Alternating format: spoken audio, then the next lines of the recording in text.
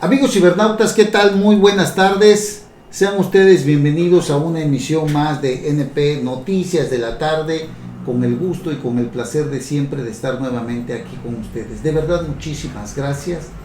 Muchísimas gracias. De verdad, es un placer estar aquí con ustedes en esta tarde de viernes ya. Viernes, fin de semana, 19 de noviembre del año 2021. Transmitimos como siempre desde el Puerto Internacional de Coatzacoalcos, Veracruz, para todo el mundo. Me da muchísimo gusto estar con ustedes.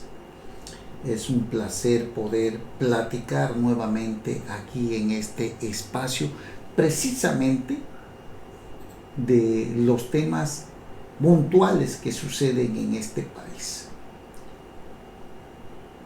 Uno de ellos, yo creo que el principal y que acapara las primeras planas del mundo, o bueno, al menos de nuestro país y de Estados Unidos sobre todo, ¿no? Quizás del mundo por lo que significa esta cumbre de líderes de América del Norte, que incluye al presidente de los Estados Unidos, Joe Biden, Justin Trudeau de Canadá y el presidente mexicano Andrés Manuel López Obrador. Fue en la casa oval de la Casa Blanca allá en los Estados Unidos, donde Joe Biden le manifestó a López Obrador su voluntad de no ver solo a México como el patrio trasero, como buenos amigos o como vecinos, sino de iguales, de respeto mutuo, de dos naciones a punto de cumplir 200 años de relación. El mandatario mexicano, ya sabe usted cómo se las gasta López Obrador, habló de historia, habló de Roosevelt, de Lincoln, de Juárez. Sinceramente que a veces ni se explica uno de dónde saca tantas tonterías, porque la verdad que este tipo de reuniones deben de aprovecharse de mejor manera. Pero bueno, el presidente le agradeció que ahora no se tome en nuestro país como el patio trasero. Yo creo que esa parte ha sido muy precisa. Yo creo que México debe de recibir otro tipo de trato. Hay un tema muy importantísimo que tiene que ver con la migración. El presidente mexicano le agradeció al presidente de los Estados Unidos su interés por regularizar la situación migratoria de 11 millones de migrantes, de 11 millones de personas que viven en los Estados Unidos. En medio de un deseo mutuo de integración económica de América del Norte, los presidentes hablaron por primera vez de manera presencial y ante la prensa resaltaron la importancia de tener frente a sí una nueva época en la relación bilateral. Yo creo que esto es lo más importante de todo, ¿no? Cómo aprovechar esta relación trilateral económicamente hablando, este tratado de libre comercio que involucra a estas tres naciones, cómo aprovechar todo esto para mejorar la condición de vida de las personas, sobre todo en México, ¿no? El presidente Biden habló también del tema de la pandemia, habló de lograr una recuperación económica inclusiva y también el tema de migración, que como ya dije, recibió el beneplácito de López Obrador. Y este tema yo creo que es el que resaltó en todo, más allá de aprovechar también esta cuestión económica entre estos tres países que generan estos tres países el 13% del Producto Interno Bruto a nivel mundial. China tiene el 14% del Producto Interno Bruto a nivel mundial. Fíjese usted, China es un país que viene avanzando muy fuerte. Y ahí el presidente López Obrador les dijo que había que aprovechar esta relación, de no quedarse rezagados, ¿no? Y yo creo que eso es muy importante, ¿no? Se necesita una mejor estrategia y desde luego lo importante de todo es no desbaratar cambiando las reglas del Tratado de Libre Comercio, ¿no? Porque ya ve que en nuestro país también se va a llevar a cabo una reforma eléctrica y esto es muy importante decirlo. ¿Qué tanto va a afectar todo esto? El diputado federal de Morena, Sergio Gutiérrez Luna, presidente de la mesa directiva de la Cámara de Diputados, habló de este tema también y fue muy importante lo que dijo. Pero antes de entrar ahí, déjeme decirle que el otro tema que es muy importante, que es el tema de la migración, yo creo que merece un capítulo muy especial. Fíjese usted, México en este momento está recibiendo a miles y a miles de personas que vienen de Honduras, que vienen de El Salvador, que vienen de Guatemala, de Haití, de muchos lugares, de muchos países que tienen forzosamente que cruzar por este país. El presidente López Obrador les pidió que ya no los detengan, que ya no detengan a los que quieren llegar a los Estados Unidos. Pero es que Estados Unidos, más allá de toda la fuerza laboral que pudiera necesitar, es demasiado. Pero además, entre todo esto, habría que analizar que muchos vienen huyendo de sus propios países, no por la miseria y por la violencia, que en sí ya es un gravísimo problema, sino que muchos de estas personas también son criminales y vienen en estas caravanas.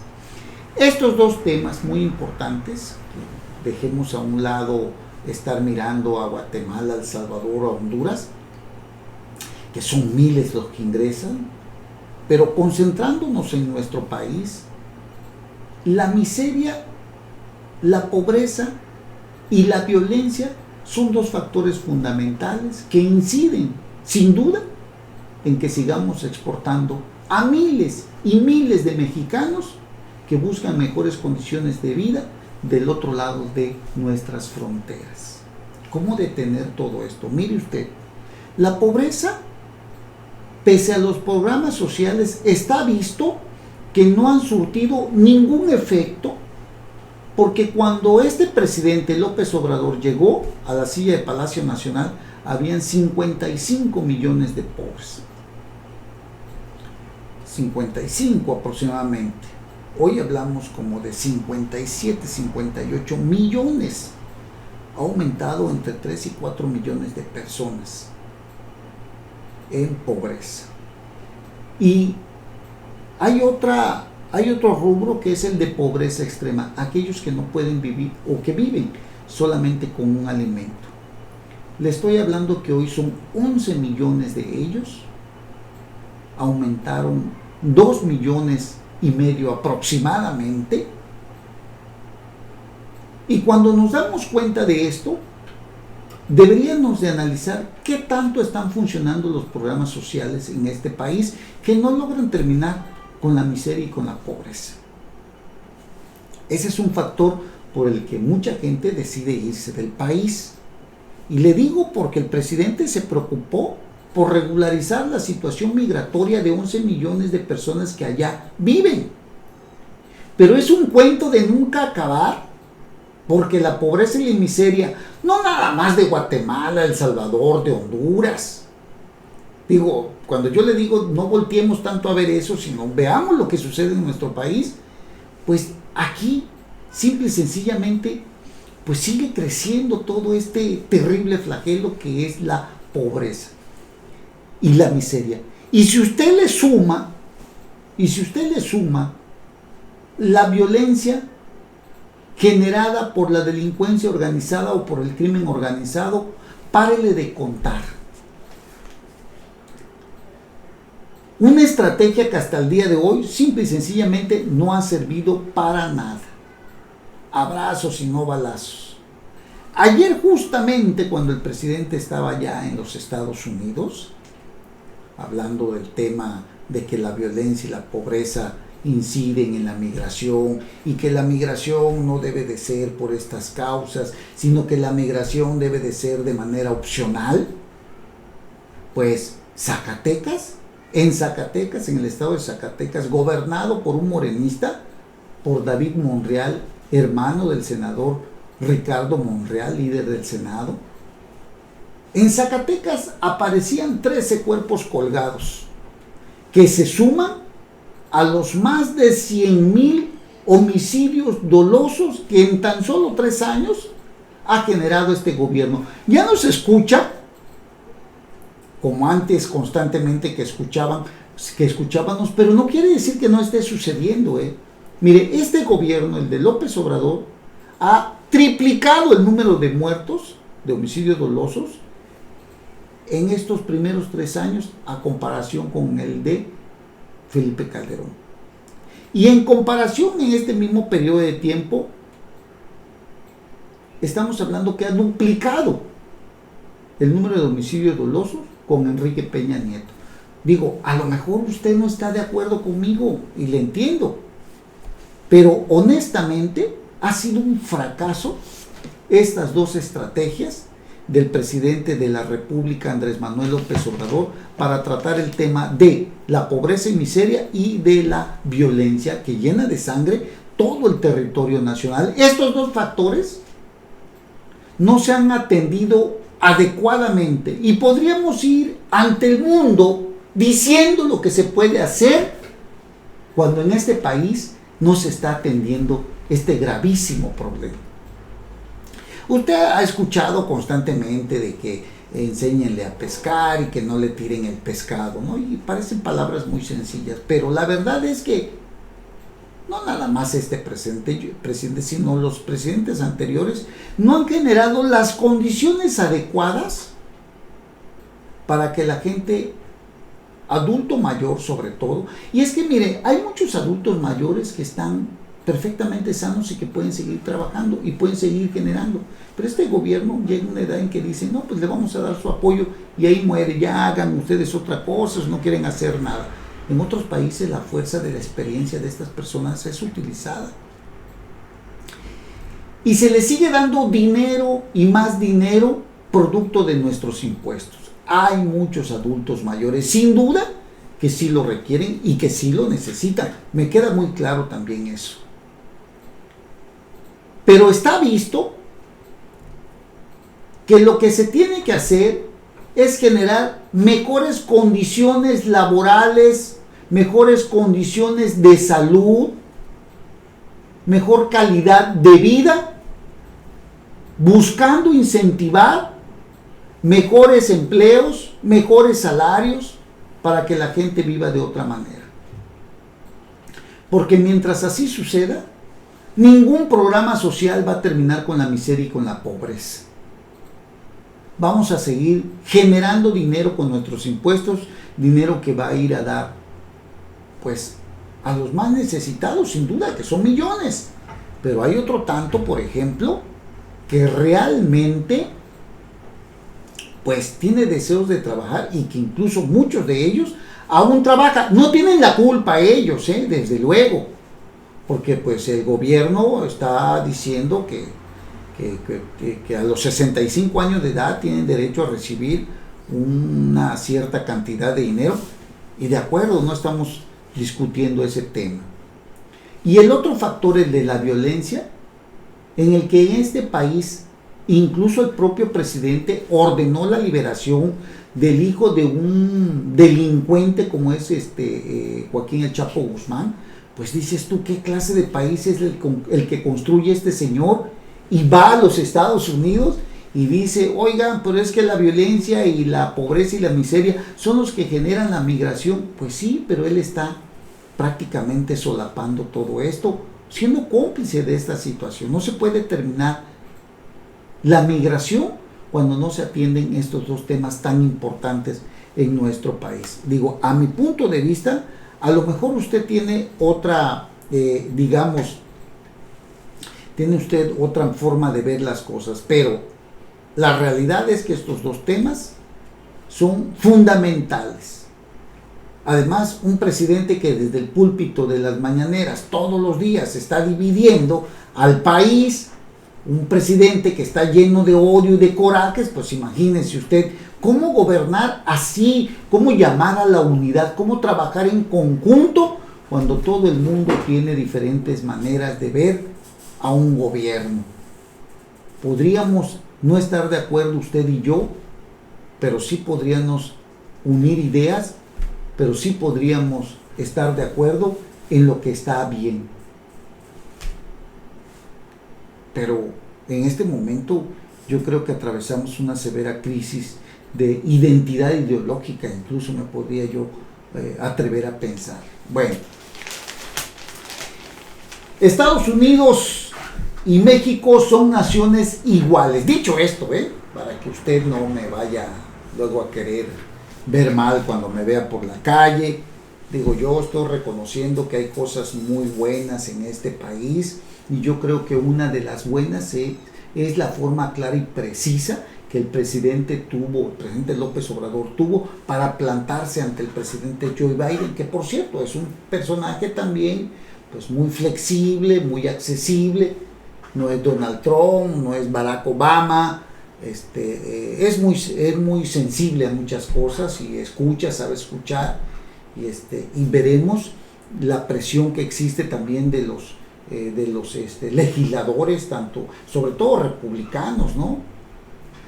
Habría que ver todo eso, la presión que tiene encima, porque hay muchos legisladores republicanos que no quieren, por ejemplo, que regularicen la situación de los migrantes, ¿no? Hay varias cuestiones que están delicadas en estos temas. La línea fronteriza seguramente seguirá siendo vigilada por ambos países, porque una cosa es el discurso, ¿verdad? Ya ve que el presidente dijo que acepten a todos los que lleguen, pero eso es imposible, porque repito, llegan hasta criminales ahí también, ¿no? Y si no pueden pasar, pues se van a quedar en nuestro país, y en nuestro país no hemos logrado terminar ni siquiera con la pobreza y la miseria de nuestros propios compatriotas, de los ciudadanos mexicanos, y vamos a tener que ayudar también a haitianos, hondureños, guatemaltecos, etcétera, etcétera. Cuando aquí no se están creando las condiciones para la generación de empleos. No hay para el mexicano empleos, se va a los Estados Unidos. Bueno. Biden resaltó que bajo su gobierno se ha relanzado el diálogo económico de alto nivel con México y se implementó una nueva forma de abordar la seguridad entre las naciones vecinas. Estados Unidos y México son naciones iguales que tienen una relación de respeto mutuo, dijo el presidente Joe Biden al recibir al presidente López Obrador en la Casa Blanca. El mandatario de Estados Unidos señaló que uno de sus antecesores, Franklin Delano Roosevelt, fue uno de los responsables de implementar la llamada política del buen vecino hacia México. Cuando yo me convertí, dice el presidente Biden, dije que no habría ninguna política del buen vecino, que iba a ser una política de iguales. El mandatario subrayó que expresiones como nuestros amigos del sur para expresarse hacia el gobierno mexicano ya no caben en su administración. Biden resaltó que bajo su gobierno se ha relanzado el diálogo económico de alto nivel con México y se implementó una nueva forma de abordar la seguridad entre las naciones vecinas. Así que, pues bueno, parece ser que le da un giro a todo esto, la relación que tendremos con los Estados Unidos. Canadá también es un socio estratégico. La oficina de prensa del gobierno mexicano dijo que entre López Obrador y el primer ministro de Canadá, Justin Trudeau, en la casona del Instituto Cultural Mexicano, dijo que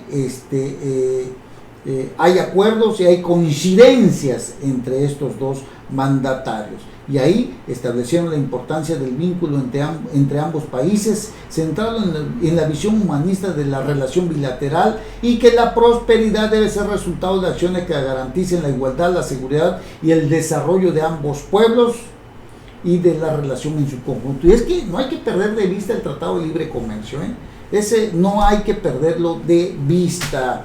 Bueno, así están las cosas. Y hay un tema muy importante que a mí me gustaría comentarles, porque ustedes saben que ese tema de la reforma energética pues ha puesto a temblar a muchos empresarios nacionales y extranjeros, ¿no? Bueno, ayer el presidente de la mesa directiva de la Cámara de Diputados, Sergio Gutiérrez Luna, pues habló de este tema y aseguró que la iniciativa de reforma energética no viola el tratado entre México, Estados Unidos y Canadá. Ha sido algo que ha estado ahí en la palestra de estos tres países con ciertos resquemores y temores, hay que decirlo, porque muchos empresarios estadounidenses dicen que esto pues lastima y cancela sobre todo los contratos que ellos tienen multimillonarios en dólares, ¿no? Y bueno, se espera una cascada de demandas internacionales contra México, ¿no? No nos vaya a pasar lo mismo que con el aeropuerto, ¿no? El nuevo aeropuerto de Texcoco, que fue cancelado y ya sabe usted, hay que pagar. Bueno, el presidente de la Cámara de Diputados lo dijo así porque hay muchas inquietudes de los congresistas estadounidenses sobre su aprobación. Se tenían inquietudes, dice el diputado, de si violaba o no el TMEC. Se han hecho análisis en los que no se viola el TMEC en varias de sus partes, dijo el legislador. Sobre las preocupaciones de los congresistas estadounidenses, no descartó invitarlos al debate, pero dijo que la discusión se centrará primero en México. Por el momento, empecemos con el debate del territorio nacional. Hay condiciones para iniciar el debate y los foros con especialistas, dueños de empresas, académicos. Al respecto, el diputado también destacó la visita del presidente López Obrador a Washington con el presidente de Estados Unidos Joe Biden y el primer ministro de Canadá Justin Trudeau. Está haciendo política, está poniendo el nombre de México en alto, está llevando los temas que nos importan y escuchando lo que les importa a nuestras contrapartes, dijo el presidente de la Cámara de Diputados, Sergio Gutiérrez Luna. Digo, la verdad es que sí, ha habido muchas inquietudes, no nada más de los Estados Unidos, sino de nuestro propio país. ¿Qué tan cierto es todo esto? Se necesita un debate a nivel nacional, se necesita invitar a todos aquellos interesados en todo el país y en los países vecinos, Canadá, Estados Unidos, para que escuchen qué tanto tiene que ver todo esto y qué tanto va a influir en lo de la reforma eléctrica. Pues ahí están las palabras de Sergio Gutiérrez Luna. Así están las cosas. Bueno, oiga, y bueno, ya sabe usted que los candidatos andan desatados, ¿no? Una de ellas es Claudia Sheinbaum, ¿no? Que esta señora que quiere, aspira y respira, ¿no? Por ser la candidata. Ya dijo AMLO que pues prácticamente ahí la tiene pues amarrada, la anda paseando por aquí y por allá.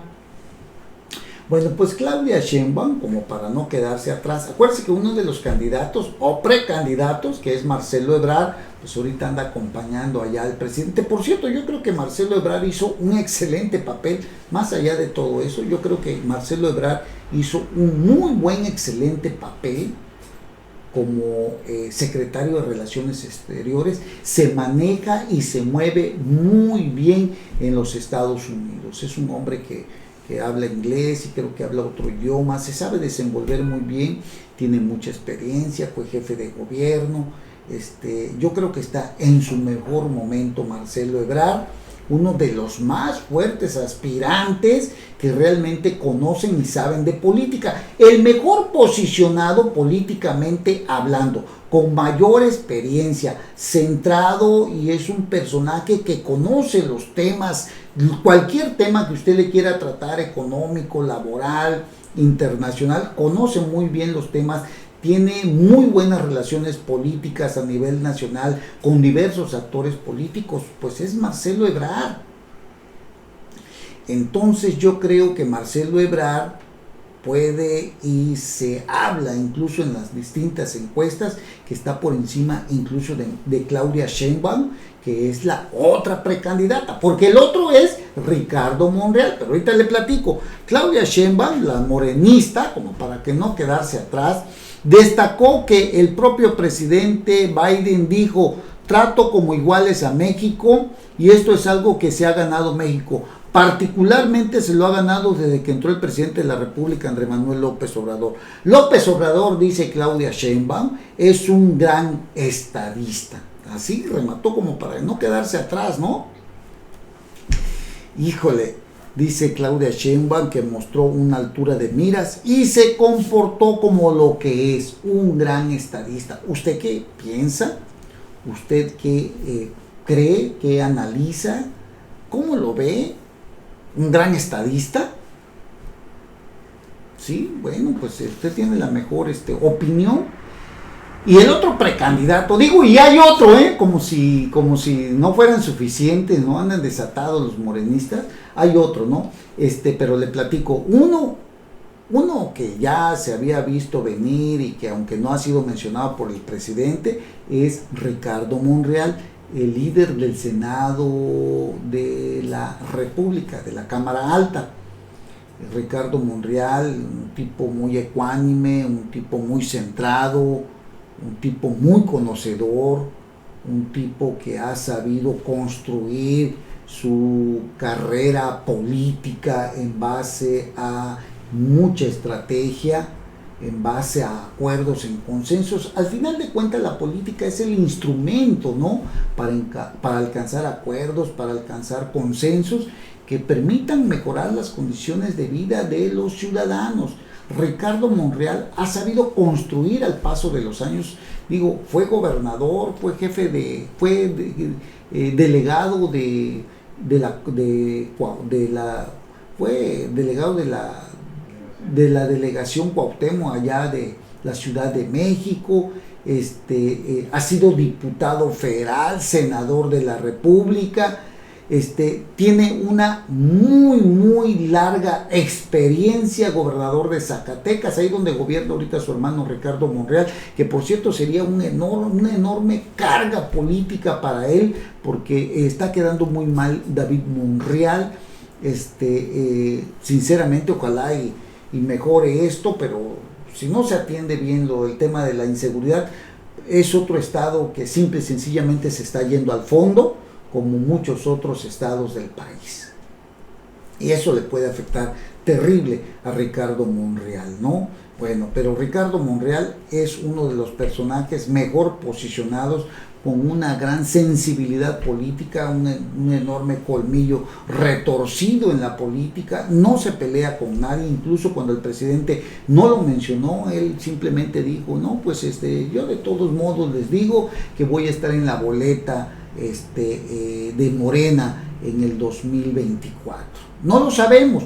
Lo que sí sabemos también es que Ricardo Monreal y Marcelo Ebrard mantienen una muy sólida relación política y de amistad también, pero que no es lo mismo con Claudia Sheinbaum, ¿no? Esta cuarteadura sería grave para el morenismo si Ricardo Monreal o Marcelo Ebrard se hacen a un lado de la candidatura de Claudia Sheinbaum, en el caso de que el presidente insista en hacerla su candidata, aunque a mí en lo particular esto para mí se me hace como una estrategia, una mera distracción que ha hecho el presidente, tendiendo ahí una cortina de humo. Bueno, a lo mejor hay un caballo negro, y este caballo negro puede ser el secretario de Gobernación, Adán Augusto López Hernández, gobernador con licencia del estado de Tabasco, de ahí de donde es el presidente de la República. Bueno, Mario Delgado ya destapó a Adán Augusto y dijo que tiene todo para ser el candidato de Morena a la presidencia de la República. No sabemos si es otro distractor. Lo que sí sabemos que Adán Augusto es muy amigo, tiene la relación en Morena y tiene la relación con el presidente de la República. Así que no lo pierdan de vista, porque seguramente también va a dar sorpresas. Bueno, el caso es de que hay varias cuestiones que nos ocupan y que yo creo que sería importante no dejarlas pasar, porque están sucediendo y seguramente estaremos todavía con muchas otras sorpresas, amigos cibernautas. hay muchas cosas que están sucediendo en este país, hay que tener los ojos muy abiertos, porque ya hablamos de 4 candidatos prácticamente, hablamos de Marcelo Ebrard, se lo digo en el orden como van, ¿no? Marcelo Ebrard, Ricardo Monreal, Claudia Sheinbaum y ahorita Adán Augusto López Hernández. ¿Quiénes más se sumarán o se subirán al carro de la política? Porque todo el mundo quiere estar en esta tarima, en este pedestal de la política, que pues sin duda es el mayor logro que puede tener un político o alguien que se dedica a la política, es ser un presidente municipal, es ser un diputado, un senador, un presidente de la república, un gobernador, ¿no? Entonces, pues ahí está, para que usted vaya sacando sus propias conclusiones. Oiga, son muchas cosas, bastantes, que solamente es cuestión de irlas analizando, pero hay que analizar muy bien todo. Hay por ahí una columnita que había salido de, no me acuerdo de quién es, a ver si me la envían ahorita. Hay una columnita donde hablaba de la visita de Raimundo Riva Palacio, que a ver si me la mandan por ahí. Me gustaría comentarlas con ustedes. Raimundo Riva Palacio no ve al presidente como alguien que realmente haya hecho un buen papel, y es que el presidente pues le da por hablar de Juárez, le da por hablar de Lincoln, le da por hablar de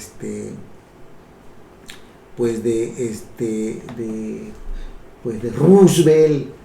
Digo, siempre como que se remonta a la historia, ¿no? Y el escenario a veces no está como para hablar de eso, ¿no? La cumbre de los símbolos es una columna muy importante que a mí me gustaría que usted leyera en El Financiero, con Raimundo Riva Palacio. La primera cumbre de líderes de América del Norte en 5 años estuvo llena de símbolos, dice este columnista, que a mí me gusta leerlo, lo puede usted encontrar en El Financiero. En esa pista los ojos estaban puestos en el presidente López Obrador, quien llegó a Washington en medio de expectativas y con cierto morbo por su visión etnocentrista sobre México, la política y la vida. La prensa extranjera había reflejado las vísperas, la forma como se aísla del mundo y al mismo tiempo cómo le gusta presumir, porque eso es lo que le decía yo, cómo le gusta presumir que ideas y acuerdos que toma el mundo en cónclaves internacionales fueron inspirados en lo que él ha puesto en marcha en México. Él piensa que lo que él dice pues es lo máximo, ¿no? O sea, tiene esa idea el presidente, ¿no? Que lo que él dice todo el mundo lo va a replicar o todo el mundo lo va a copiar, ¿no? La verdad que está muy alejado de todo eso, ¿no? Sin embargo, era un enigma cómo se comportaría ante Joe Biden y Justin Trudeau, aunque al finalizar el día en la capital estadounidense realmente no decepcionó. Sus discursos públicos improvisados fueron reiterativos, erráticos e inocuos.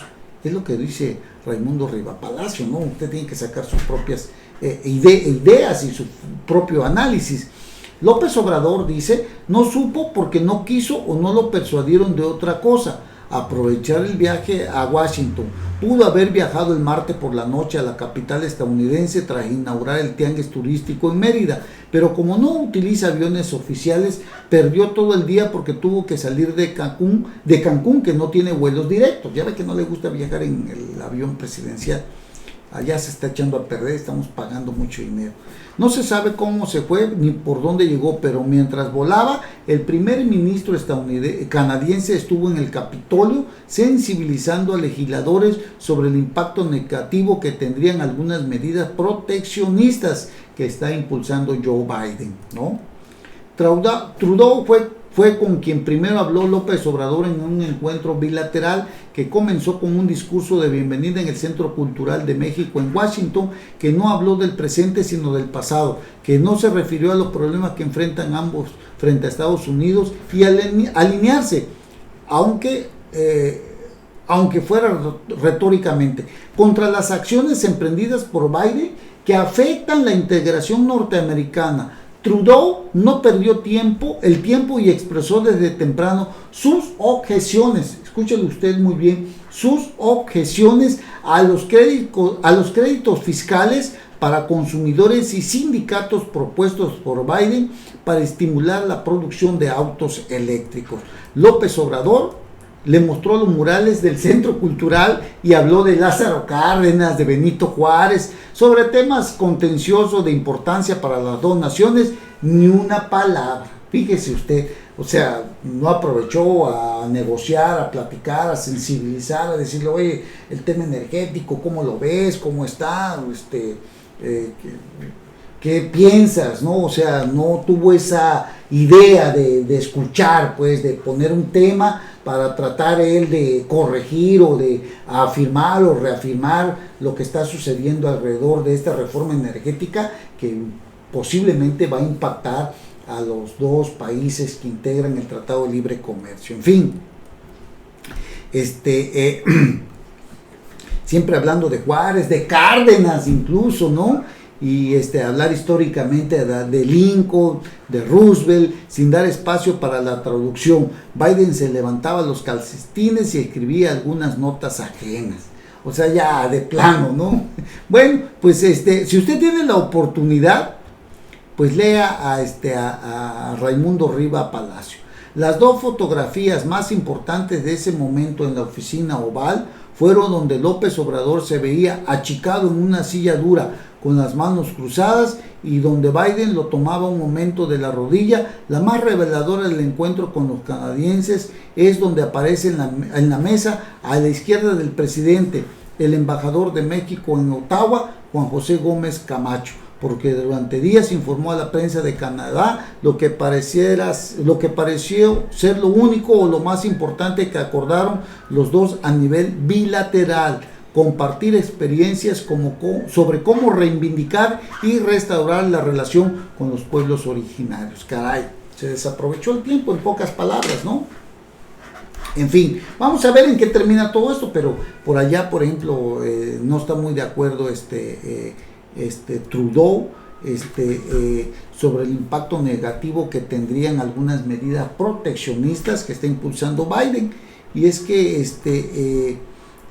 por ahí hay algunas cuestiones que tienen que ver con la integración norteamericana.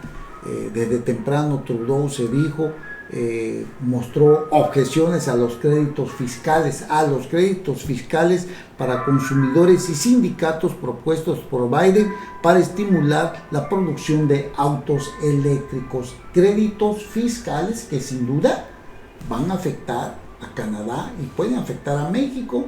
Créditos fiscales que permitirían incluso que Estados Unidos y Canadá pues reduzcan la manufactura o la fabricación de autos, ¿no? Si Estados Unidos le da créditos fiscales a sus compatriotas, pues van a comprar ahí, ¿no? Entonces es algo que puede afectar también la economía de México y Canadá. En fin, bueno, ahí usted sacará sus mejores conclusiones. Yo en términos generales diría que discursivamente el presidente cantinfleó, precisó también, es cierto, pero como siempre el discurso está muy alejado de la realidad que vivimos aquí en nuestro país. En fin, bueno, oiga, aquí en Veracruz, caray, ¿cuántos créditos lleva Veracruz desde que entró Cuitláhuac García Jiménez? Yo creo que son muchos, muchísimos.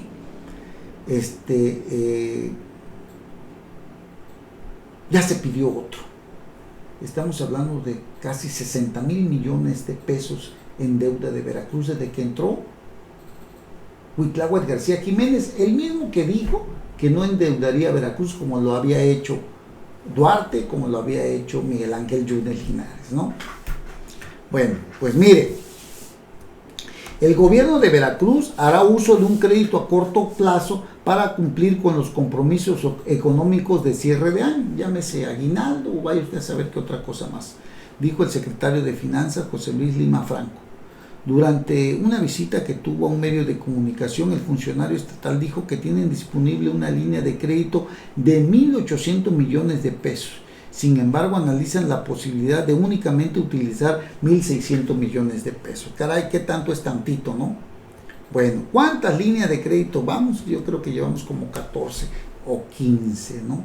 Aproximadamente, que hacen una deuda ya de como unos 60.000 millones de pesos para Veracruz. Caray, sigue endeudando a Veracruz este señor que se llama Cuitláhuac García Jiménez.